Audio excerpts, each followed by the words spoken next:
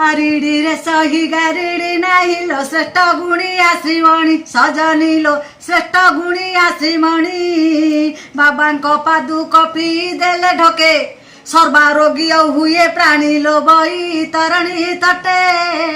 खेला करे धरी भक्त पेंठे लो बई तरणी तटे आदे आखंडल प्रभुंक लिंग को पूजुथिले ब्रह्म ज्ञाने सजनी लो पूजी थिले ब्रह्म ज्ञाने सेही दिनु नाम आखंडल मणि विख्यात सारा भुवने लो भक्त कांदिले आसी लुह पोछि दियंती बाबा हसिलो भक्त कांदिले आसी बैतरणीर जुआरिया जल आसी प्रभात समय सजनी लो आसी प्रभात समय प्रभुंक पोखरी परिपूर्ण करी पुनश्च से फेरी जाए लो एहा इच्छा तांकर बाधा देबाकू शक्ति काहार लो एहा इच्छा तांकर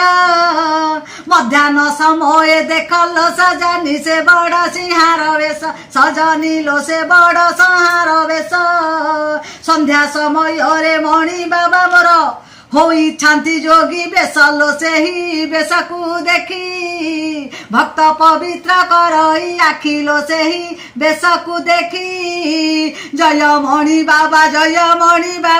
आखंडल मणि सभाजने जय आखंडल मणि जा नाम शुणिले फेरी जाए जम धरिता सन्य छाउणी लोपादे रखी थालय